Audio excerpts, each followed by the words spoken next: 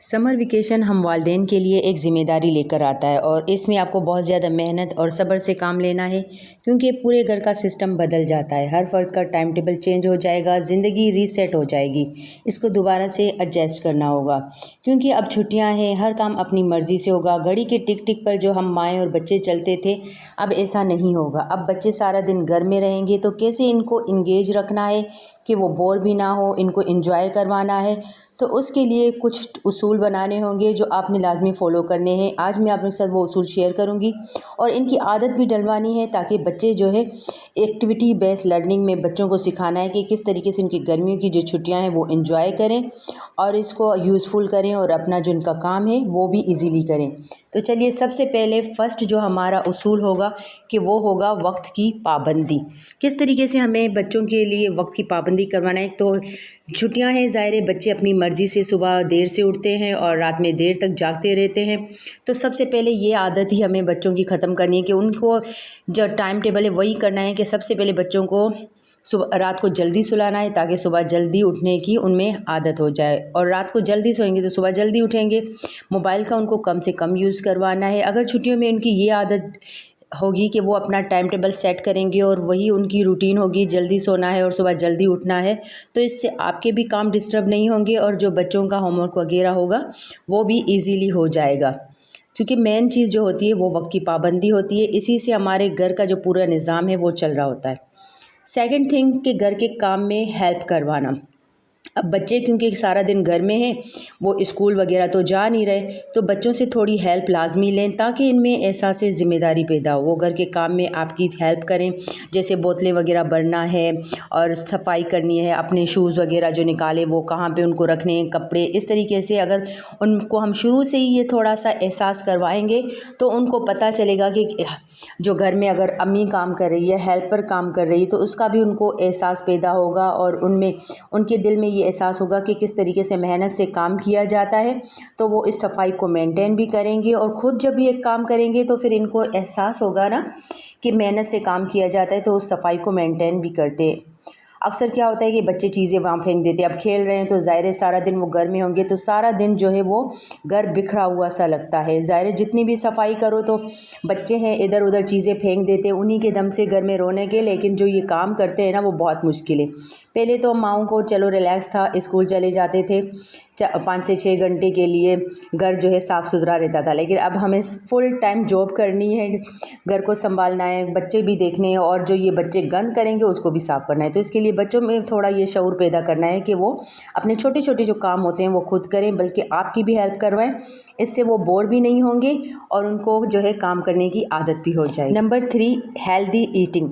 अब ये बहुत ही ज़्यादा इंपॉर्टेंट है। बच्चे वैसे तो सारा दिन खाते रहते हैं, चिप्स खा लिया, फ्राइज़ खा ली, टॉफ़ीज़, चॉकलेट वगैरह, क्योंकि उनका दिल करता है कि बस हर वक्त कुछ ना कुछ खाएं। ज़रा घर में बैठे उनको कोई ना कोई एक्टिविटी करनी है, तो बच्चों के लिए ये भी एक्टिविटी है कि मम्मा पैसे दे दें, जाके चीज़ लेके आए और ये खा लिया वो खा लिया। लेकिन हमें इस बात का ज़्यादा ख्याल रखना है कि बच्चे अगर घर में वो क्या खा रहे हैं।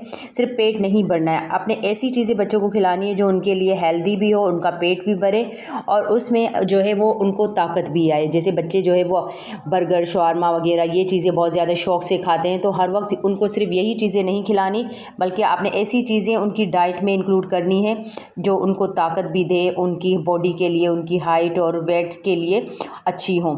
हर वक्त चिप्स वगैरह, ये ज़ाहिर बच्चों का दिल होता है कि चिप्स बना दें, बर्गर, शवारमा वगैरह ये खाने में इनको बहुत ज़्यादा इंटरेस्ट होता है। लेकिन इसके साथ ही अगर आप ये चीज़ें इनको घर में अगर हम बना के दें तो ये हेल्थ वाइज भी अच्छा होगा और आपके बजट के अकॉर्डिंग भी होगा, ना ही आपका बजट इससे आउट होगा और ना ही बच्चों की सेहत ख़राब होगी। तो जो भी चीज़ें आप बना के दें उनको घर में कोशिश करें कि घर में बना के दें ताकि साफ़ सुथरी चीज़ें जो है वो खाएँ।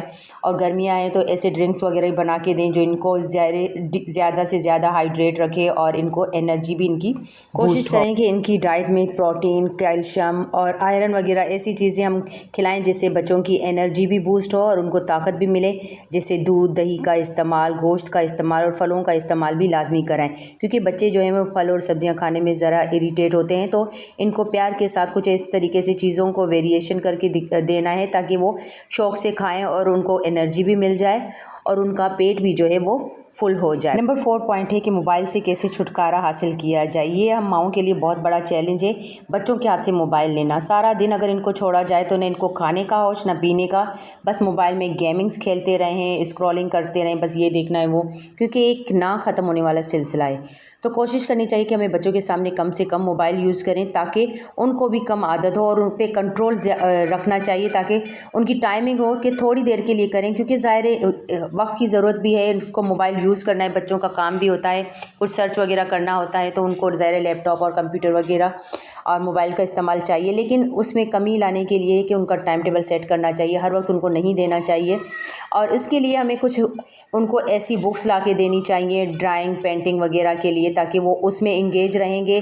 तो मोबाइल का यूज़ कम करेंगे। कोई गेम वगैरह जैसे लूडो, चेस वगैरह, जैसे हमारे दौर में ये सब खेला जाता था, तो मोबाइल ज़ाहिर नहीं था, तो इसी तरीके से हम अपना टाइम पास करते थे।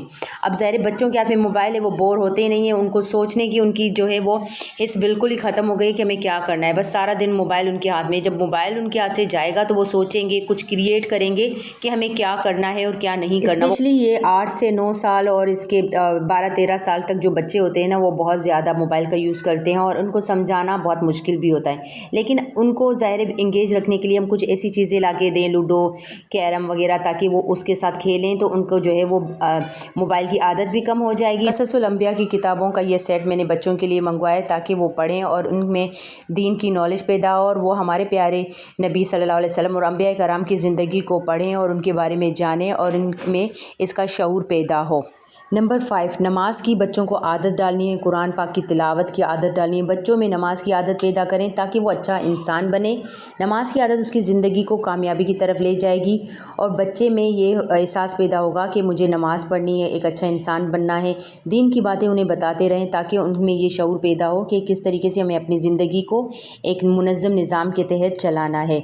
लेकिन अब छुट्टियाँ, घर में बच्चे बैठे हैं, तो ज़ाहिर है उनको नमाज की पाबंदी हम करवाएंगे, खुद अपने साथ पढ़ाएंगे, तो वो हमारे साथ नमाज़ पढ़ेंगे, उनकी आदत भी हो जाएगी, और कुरान का उनका तलफ़्फ़ुज़ भी ठीक करवाएं, नेट पे लगा के दें या फिर टीवी पे कुरान की तिलावत चलाएं ताकि उनका तलफ़्फ़ुज़ अच्छा हो, वीडियो ऑडियो वगैरह से उनकी प्रैक्टिस। नंबर 6, बच्चों की विकेबलरी में इजाफ़ा करना।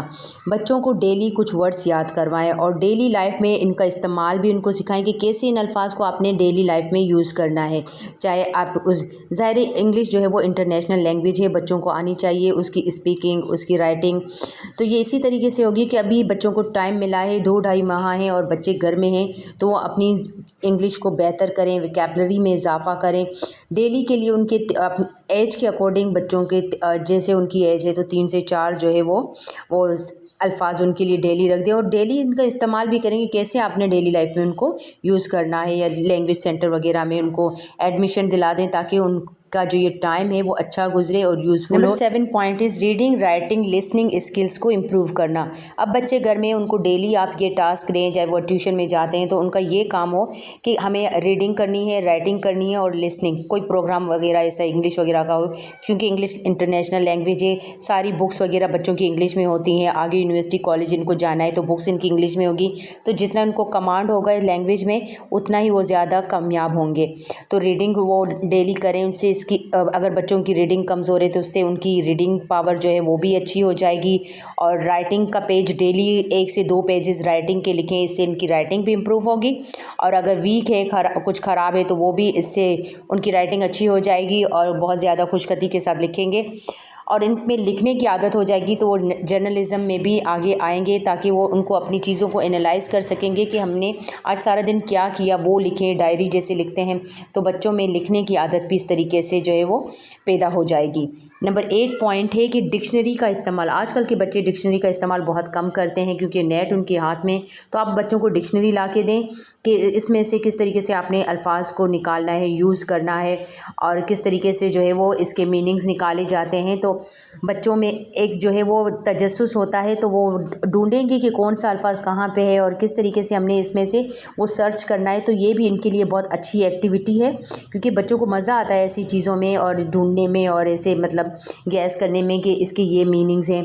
तो इन जो डिक्शनरी का इस्तेमाल है वो इनके माइंड को खोलेगा भी और इनकी जो है विकेबलरी में भी इजाफा करेगा। Last not the least point है कि बच्चों को किस तरीके से हम एक्टिविटी बेस्ड लर्निंग में सिखाएं। अगर छोटे बच्चे हैं किंडरगार्टन वगैरह के, तो आप इनको ब्लॉक्स मॉडल्स वगैरह ला के दें, इससे बच्चे सीखें, इनको ज्वाइंट करेंगे, ड्राइंग पेंटिंग वगैरह ऐसी बनाएं। जो आपके बजट के अकॉर्डिंग जो भी चीज़ें हैं आप उनको वो प्रोवाइड करें, या घर की चीज़ें इनको घर में कोई खाली साफ़ सी कॉपी वगैरह दे दें जिसमें वो ड्राइंग वगैरह अपनी बनाएं। तो इससे बच्चे सीखेंगे भी और बिज़ी भी रहेंगे और आपको समर वेकेशन में तंग भी नहीं करेंगे, और उनका जो ये टाइम पीरियड है वो भी यूज़फुल गुजरेगा और वो सारा दिन जो है वो बिज़ी भी रहेंगे। ज़ाहिर है फिर बच्चे हैं, अगर उनके पास कुछ नहीं होता तो वो मोबाइल की तरफ आते हैं, तो उससे आपको छुटकारे के लिए आप बच्चों को पेंटिंग्स वगैरह की तरफ लाएँ ताकि उनकी एक हेल्दी एक्टिविटी भी हो और उनके लिए यूज़फुल भी हो। आई होप कि सारी टिप्स आप लोगों को पसंद आई होंगी। अगर पसंद आई तो लाइक करें, शेयर करें, मेरे चैनल को ज़रूर सब्सक्राइब करें। मिलते हैं और नए वीडियोज़ के साथ, तब तक के लिए अल्लाह हाफ़िज़।